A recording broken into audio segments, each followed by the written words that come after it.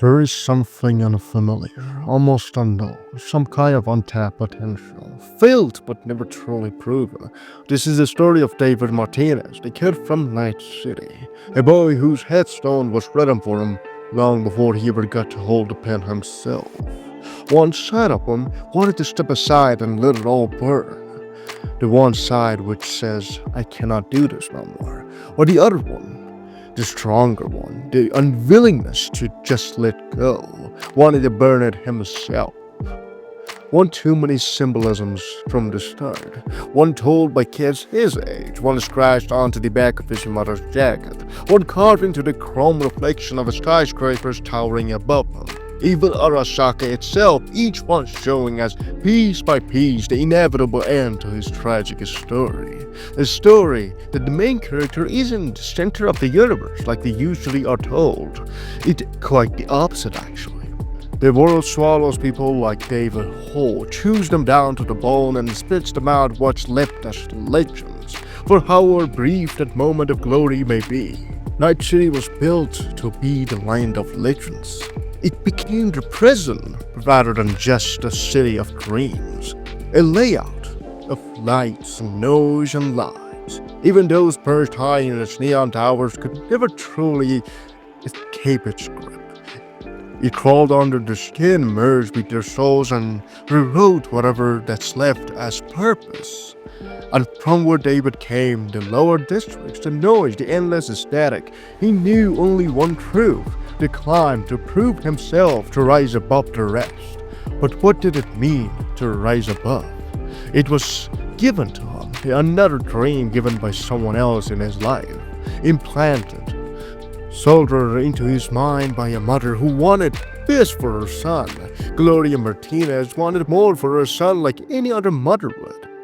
A ticket out, a life worth something, anything. She gave everything she had to make sure David could stand taller than the city that crushed him. A dream too pure for a place like Night City, one that would eventually fade into the background noises. Then came the moment that changed everything. A road flip with flames, a car crash between gangs, a mother's promise interrupted by the cruelest irony of fate. As David screamed for help, the medics arrived. They looked around and suddenly they turned away. Her insurance didn't cover it. That's it. The simple fact of an insurance kept him from having a mother in the first place. And there she lay, unblinking, unmoving, her son watching as the world burned around him. If madness had a birthplace, it was that exact moment. If despair had a sound, it was siren fading into the distance, leaving David to a candle, the last warmth of his mother's hand before it turned cold. That moment was the end of the boy, as they always say, the beginning of something else entirely. Reckless decisions followed, thief in planning stolen cyberware, the kind of choices that either destroy you or define you. And when David met Maine and his crew, he hadn't changed yet. He was still chasing his mother's dreams, not his own, and still trying to make sense of what it meant to rise above, and still trying to understand, and still trying to unravel what's left of his mother's dream. He didn't want revenge, he wanted to matter, like we all want to. But that city, the damn city, doesn't allow people to matter unless they bleed for it, unless they die trying. One single blow to the head, one wrong job, and something shifted. Maybe it was the implant, or maybe it was the city whispering, burn it all. And David listened. He turned that pain into motivation, that grief into fire. He kept pushing his body, tearing his mind apart, each upgrade another piece of himself lost. And yet he smiled, because deep down he knew the truth. There was no way out but one, to go out in blaze of glory. To be something, anything, to prove his worth in this one world. To prove that even cheap plastic could burn bright once. But that wasn't enough, was it? There should have been more. The family he found, Maine, Daryl, Rebecca, the crew, one by one, they were erased. Each bullet a reminder that Night City doesn't keep promises, it only delays funerals.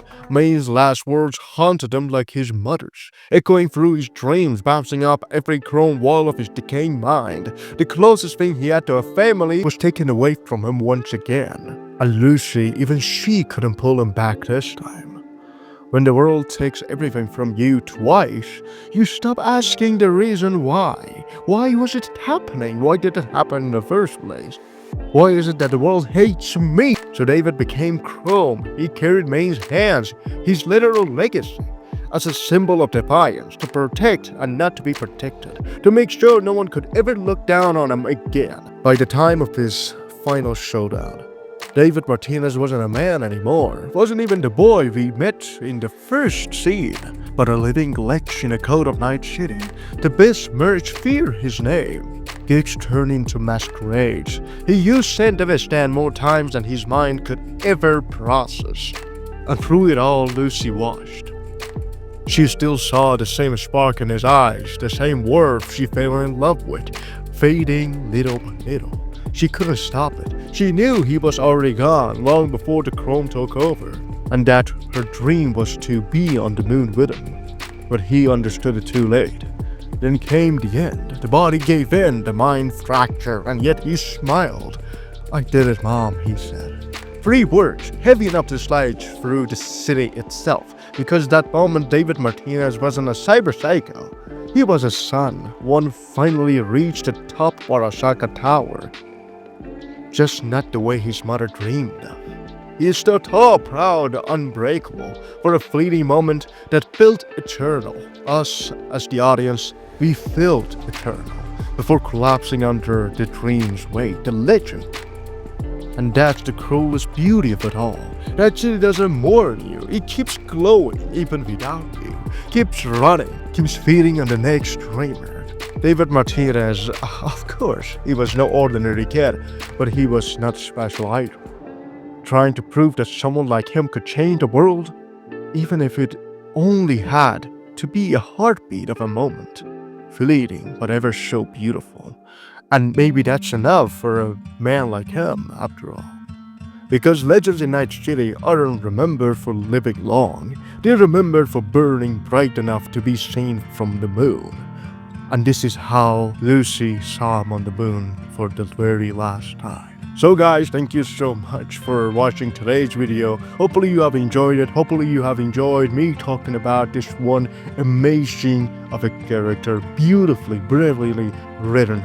And so guys, if you have any other suggestions of the next character analysis, or if you want me to dive deep into the next city itself, then drop it down below. Tell me about your opinions, your favorite characters from the Edge Runner series. Until the next time, see ya. Brats, you two. I'm here for me, for my life.